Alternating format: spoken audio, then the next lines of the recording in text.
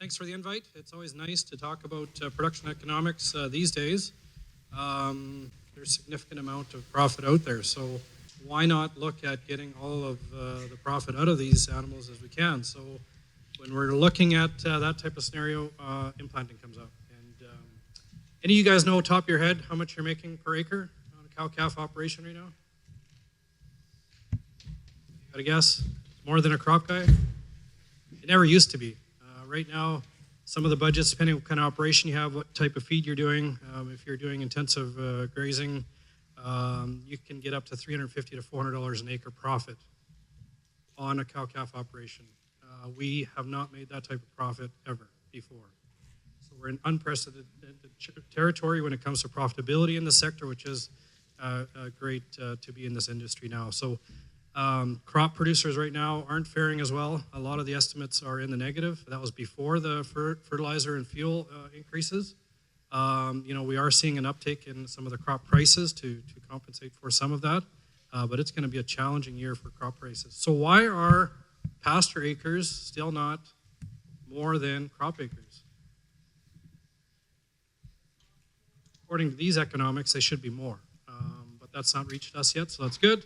I'm not saying price of pasture should be more, but we across the province, we're seeing pasture acres increase, just like crop acres, but we're still seeing some of the pasture acres being sold for less than $1,000 an acre, depending where you are, and that's going up and up and up. This profitability will increase that, so that's a challenge where they're going to be facing is increasing costs all around, not just on land acres. So when we look at cow numbers, we are steadily decreasing. We're down below 400,000 head now. We're at 372,000 at 10.9% of the national herd. So we are still steadily decreasing. With this type of profitability that we saw in 24, 25, 26, we think there'd be major expansion. We're not seeing it yet. It's that significant, yet we aren't seeing producers say, yes, I want more of this, and keeping back heifers. It's just been too much of a struggle. The guarantee for those calves to be there in a year, 2 or 3, just isn't there enough for producers to do that. We look at the beef cow numbers, we can see there is actually a slight uptick here. So either we're keeping those cows just a little bit longer just to get another calf out of them. So we are still seeing a little bit of an increase in cow numbers. Nothing significant. That's not happening on the U.S. side. They've got other issues like drought in the majority of the cattle producing areas. So we aren't seeing that uptick there, but we are seeing a slight number increase here in Canada. This year is an indicator that we should be starting expansion. Nothing significant yet, but the indicators are there that we are starting to expand this herd here. So with that, I'm going to jump right into the cost of production. This is the 2026 cost of production. I do these in the fall, so I'll be updating these here in a couple of months. But this is the 2026 one that we started in the fall of last year.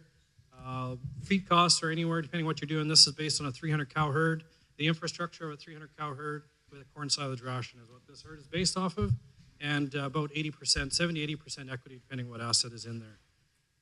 In this budget, I had the call a couple days ago. There was someone wanting to know what is the level of profit if he had to buy everything, land, equipment, cattle, everything. What do you guys think? Is there enough? There never was before. We hardly could pay land and equipment. In these budgets, you can go in and tweak them and do it yourself later if you want, depending on what you want to put in there for land values, what you want in there for equipment. It'll tell you exactly how much you need. And if I change this to 0% equity, have to buy everything, I can still make $200 a cow. $3,400 cost, but $3,600 of revenue. So it's still profitable even if we're buying everything. That is significant. We've never been there before, so this is just a tool to help you understand your own operation, where you're at. These are Excel spreadsheets. We do have booklets for them, but they're not near as useful as an Excel spreadsheet that you can go in and update all your own values. So everybody here does things differently. This is just the operating costs. Everybody feeds beds differently. Everyone's got a different breeding program, fuel maintenance suppliers. Everyone has different equipment, so all of these are very personal costs. You got to go in there update it and put in your own cost. But when we were looking at this as just a scenario, we have operating costs of $1,266. Fixed costs of $360. If I put in 0% equity, that goes up to about $1,700. $1,700 fixed, $1,700 operating, $3,400 total cost. Everything bought in, 0% equity. Now, no one's going to do that, but that's what it's looking like. We never used to be able to do that. The budgets are showing that there's enough profitability to cover all costs. And then this thing does the break-evens, and this is where I was talking about the per acre costs. Right now, this budget's showing $356 profit per acre. And now you got to put in there what your pasture acres are, what your forage producing acres are. This is a very efficient farm. They're producing 20-ton corn silage, so your minimum on the winter feed acres, but it'll start analyzing all of this stuff for you, and these budgets are all set up for you to use. Total profitability, we're looking at $329. $3.29 is what we need. We need these prices to be at $3 to $6 for profitability. We can't go back to $2 calves. Net profit, look at that profit per cow, $1,700 profit. It's significant. It's a great time to be in the industry. And it does some other analysis for you. It breaks it down. What's the summer grazing cost? What's your extended grazing cost? What's your winter feed cost? What's your yardage? Total winter cost. This thing will update all of this for you yourself, and you'll know all these values if you go in and update those. So now when we're talking implants, how can we be even more profitable? The 5% rule of profitability, if we can decrease operating costs by 5%, increase sale price by 5%, and increase calf weaning weight by 5%, we can increase profit even more than we're already showing. And we can increase profit by another $470 on top of that value had shown before. And one of the easiest ways to increase calf weaning weights is implanting. It's that simple. There has never been a return on investment as great as implants are right now. We used to say the implants 15, 20 years ago when we were at $1, $2 calves made perfect sense. We had 200% return on profitability, return on investment, just awesome. You know what it is now?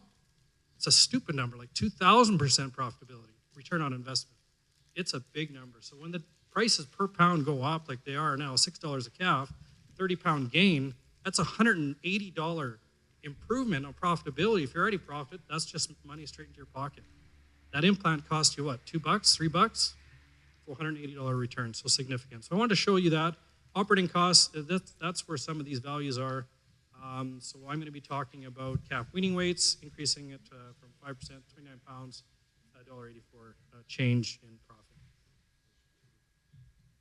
It makes perfect sense. This is from Kim Ominski. She did a presentation a while ago. I took her data. She did a scan of all the latest research to see where the latest numbers were coming from, what were the actual average daily gains. And one thing I did notice on here, she was saying, okay, if the calf is $6.69 a pound for this weight and the same price for this weight, I said, well, let's talk about price slide, for example. You're not going to have the same price for 580 pounds, 650. That's the only thing you could do different than what you already had done. It makes a significant difference. It doesn't make a significant difference, but I just want to make sure you're thinking of absolutely everything when we're looking at implanting. Because when you have bigger calves, their price is a little bit down. So I tweaked that a little bit on her calculations. So we're changing our weaning weights from 584 to 615. That's the impact that you can expect when you do implanting. Any questions on that? It's fairly straightforward, simple. The economics are not that hard to figure out. So I've got a price slide calculator. I don't even know what the price slides are now. We used to have a 10-cent slide. So if we have a 10-cent slide, at 564, it's 671. At 624, it's 665. So as the prices go up or down, the prices go up or down. As your weight goes up or down. It's not, price slide is not comparing different quality animals, it's comparing the same animal but a different weight. You gotta be sure what price slide is. So when you're talking about implanted calves and non-implanted calves and you have half of them, you have to make sure that you're not just saying they're a different group of animals, but they're the same group. So that's what price slide is. So I did the calculation. Instead of 669 for the 584 pounds on that slide, we have a little heavier calves. We're going to a little lighter price at 666. Again, at these high dollar value calves, it's not making that much of a difference. 3 cents. Back when we were at $1 a pound, it made more of a difference. But now it's $188.94. That's the profitability you can expect if you're implanting calves. When it comes to straight economics, it's a no-brainer. It just makes perfect sense. So why aren't people implanting? And there's some research out there, and I always thought it was interesting. What's going on? If it's such a positive thing, why don't we implant? And this is one of the cases where public perception, I think, has even creeped into a producer's perception. It's a negative perception. We see some of the ads like A&W, non-hormone beef, those things, they're using it in a way that makes it look bad. And we as producers have accepted that. I think that's the main reason. Most of us are used to hard work. It's not the work. We can figure this out. So it's public perception. And I'll go through some of the research here to show some of us haven't used them before. It's just the unknown. That could be it. But this is Canadian cow-calf survey they did a few years ago. We had some participants here from Manitoba. And this is the top reasons for not implanting. Look at number one. Unfortunate, but that's just the perception out there of producers. And whether it's right or wrong, that's not for me to judge or say, but that's producers' perception out there. This is bizarre. I don't know how that ever got out there, but producers think there's no bang for your buck there. Anybody wants to argue, I could do that later for however long you want to show that that's not the case. Some of them are marketing them through natural program. That's great. There's nothing wrong with that. I'm not here saying everybody should be implanting. That's not the case. It's just a tool. If you have the opportunity, why not use it if you can? But if you're marketing them through natural program, that's totally fine, and hopefully you're getting that premium that way. Don't know how to implant? Well, we can do something about that today. Let's learn how to implant. It should be that simple. Some people think they get a better price. I don't think that's accurate, but maybe that's the perception out there. So these are just things that are coming out from just thought it was very interesting. I thought I'd share with the group. This is just the data that was spit out on it. Again, I was just particularly looking at Manitoba. You can see there are different answers throughout Canada, and some of the other provinces have different reasons for what they do. Well, that's it for implanting. Any questions on that? When were the calves implanted? Like, were they implanted at, like, how old were they? Well, you'd have to look at the specific studies. I didn't spend much time on that.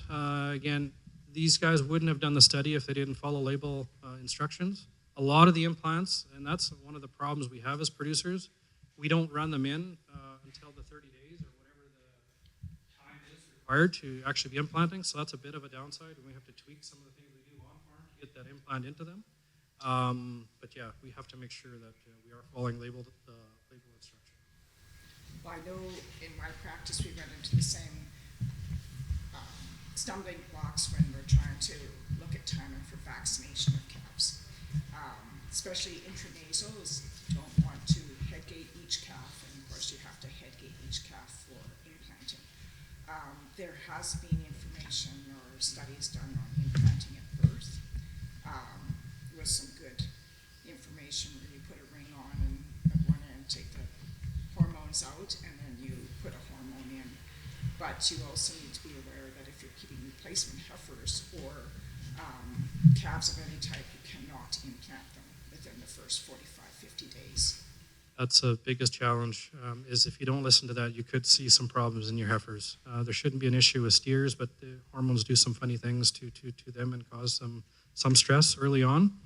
So no, thank you for those comments. Head gating, we are all told to do certain things that follow beneficial management practices, and that's great. I know on farms we have to adapt and do things differently sometimes. I don't run mine through a head gate. I just don't have time and I don't have the head gate for it.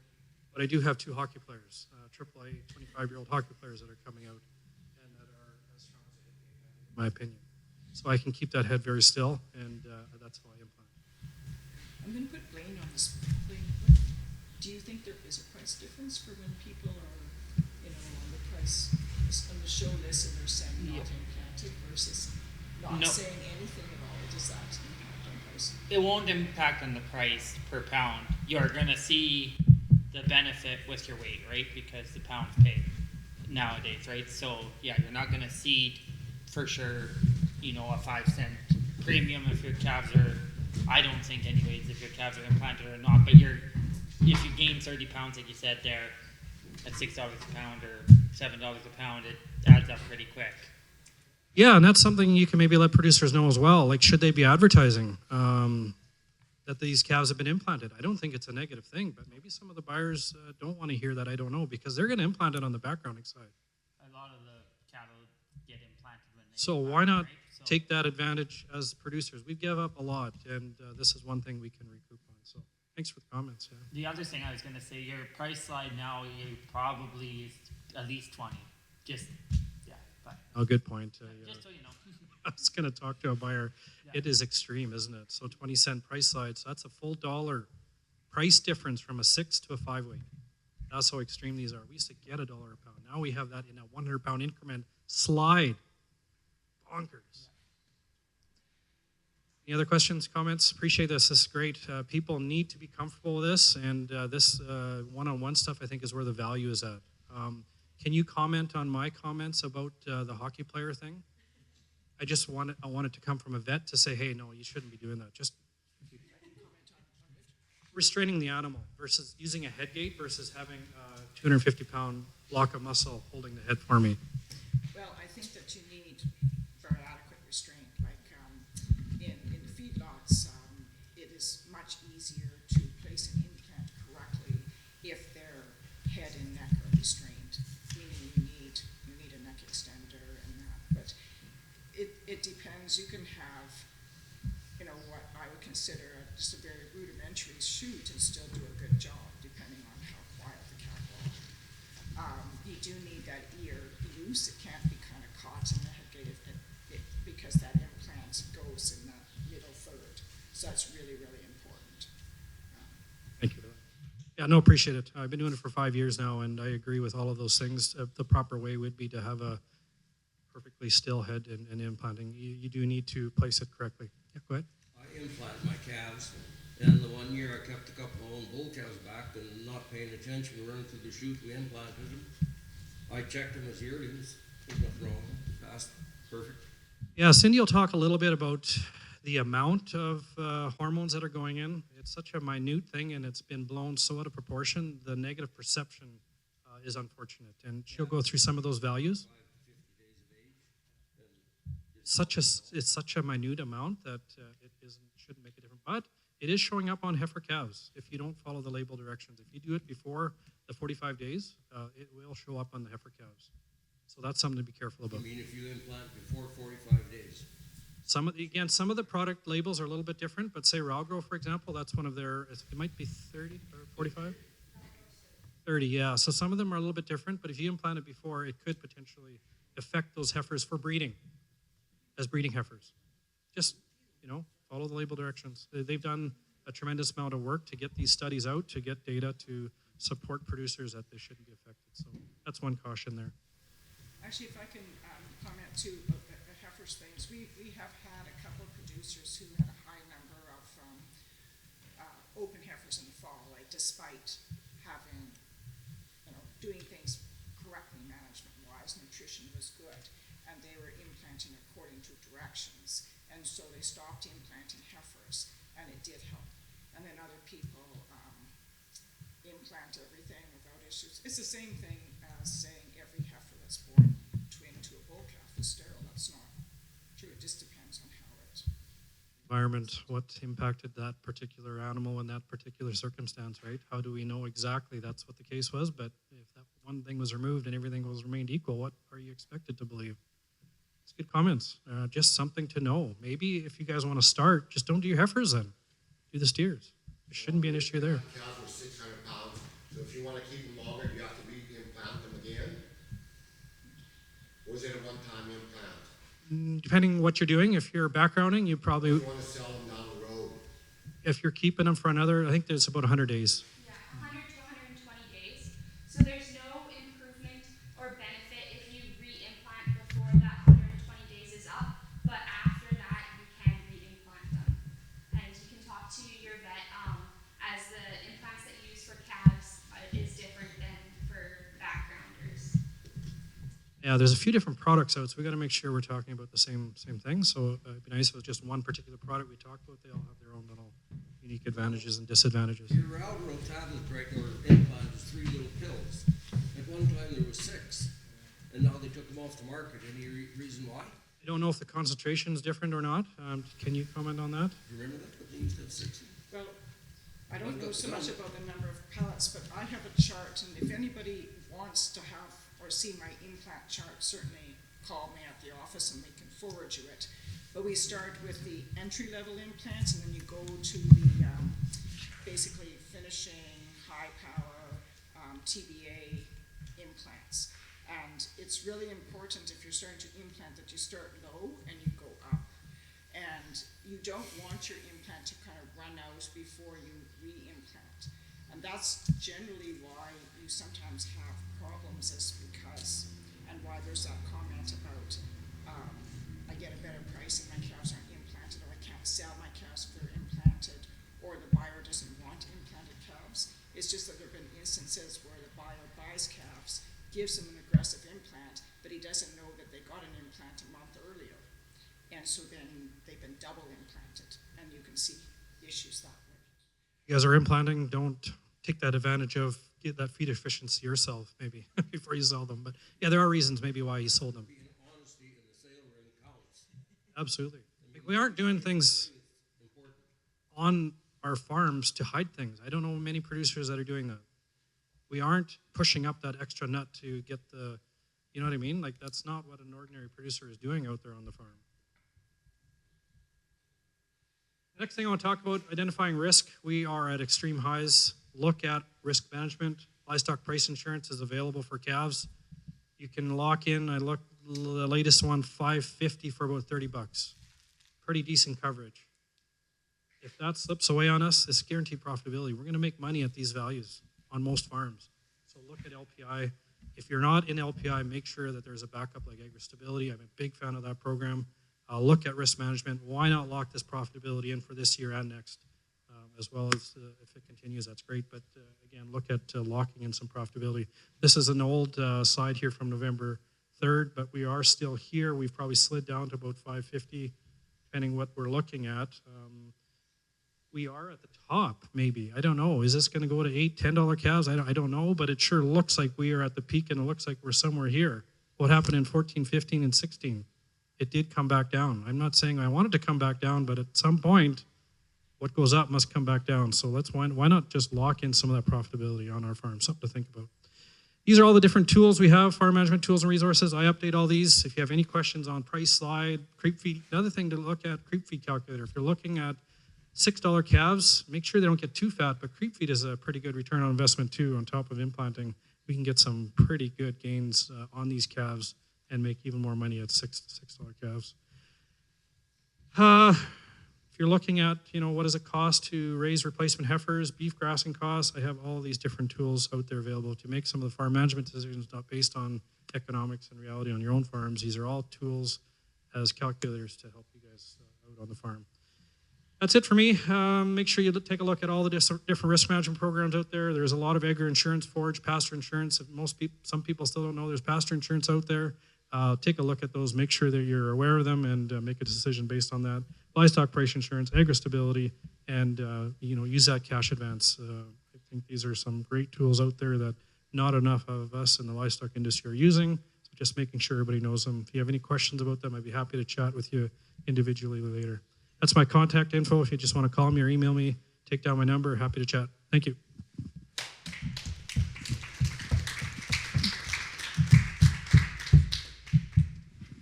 Ben is going to stick around here and help us implant the ears after.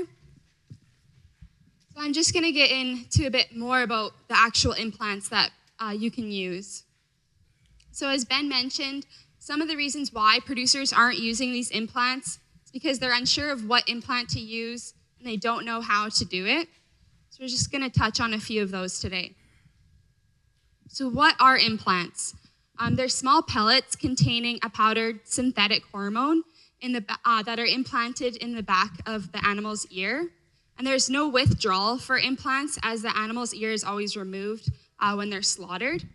And the hormone releases slowly over 100 to 120 days, and it economically increases growth rates and feed efficiency.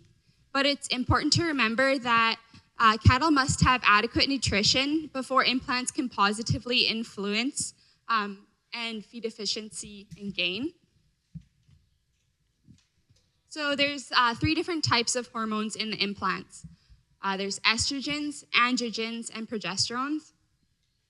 So estrogen mimics the effect of the naturally occurring hormone estrogen, and it increases the levels of somatotropin and insulin growth factor 1 in the animal. Androgen mimics the effect of testosterone in the animal, and so it significantly increases the circulating levels of IGF-1 and decreases the normal loss of muscle tissue in sedentary animals. There is no increase in somatotropin with the androgens. So the type of implants that you see with androgenic hormones is like your TBA. And then there's also synthetic progesterone. Its effect is less pronounced than the other 2. So a lot of the implants that you use for suckling calves are the estrogenic. So there's a few different types that you can use. We have with the different ingredients. So zeranol is an estrogen from Ralgro from Merck. And as you can see, the actual grams is very low in all of the implants for suckling calves. So depending on what you want to implant, there's different products available. So some are for heifers, like your Ralgro and Sinovex C and Component you see with Thailand. And some are just steer specific. And as Ben mentioned, all these implants will enhance the feed efficiency and growth rate about 3 to 18%. And naturally, heifers don't gain as much as steers do, even if they are implanted. And they're designed to release the hormones slowly throughout time into the bloodstream of the animal. And the payout period varies between them, but as I mentioned, it doesn't, you don't see an increase in gain if you re-implant before this payout period is done. So is implanted beef safe? The short answer is yes. So all beef contains hormones, whether it has been implanted or not. Other foods from your everyday life contain a lot more hormones than beef does. Say even like ice cream contains 272 nanograms of estrogen in a single serving compared to beef. If you haven't implanted it, there's 1.1 nanograms per serving. And if you have implanted, it's 1.9 nanograms per serving. So when you look at that compared to something like a nice cold beer on a hot day where you have 15 nanograms per serving, or a serving of cabbage, which has 2,025 nanograms per serving, the level of hormones in implanted beef is quite low. Especially humans naturally have estrogen in their body, so a female that is not pregnant has 480,000 nanograms of estrogen, and chicken, pork is all higher than beef that has even been implanted. So what animals should you implant? You can implant your steers. However, you may see an increase of mounting or riding other animals. Bull calves, not if they're intended for breeding. They should be castrated at the same time that they're implanting, as you can see the testicular development will actually decrease. So castration later on will become difficult. And many producers might leave their bull calves intact and castrate them at weaning, thinking that the hormones that they naturally have will help increase their average daily gain. However, the stress of castrating them later on often outweighs that increase of average daily gain, and studies have shown that implanted steer calves have a higher gain than bull calves do. So you might as well castrate them at birth and not have to put that animal through the stress later on in its life. Heifers can be implanted once between 45 days and weaning. Studies have shown that there has been no negative impact on their conception rates or calving ease. But if you feel a little cautious about that, you don't want to risk it, maybe just start with your steers. And as this chart showed, the different implants. So Valgro you can do at 30 days of age, and I believe the other implants like Synovex C is at 45 days. So what do you need when you're implanting? You need a proper chute or restraint, or hockey players like Ben has. You want to talk to your vet and see which implant would work best on your operation. And then the implant gun that goes with that implant. You can't switch them out. So if you're using Valgro, you can't use the gun from Elanco. You need to use the proper gun that goes with that implant. And then replacement needles. So you want to replace those needles if they get dull or bent, every so often, just so you're keeping that needle sharp to prevent abscesses and making sure that the implant is properly done. And then it's a good idea to have a sharps container just to throw that needle into.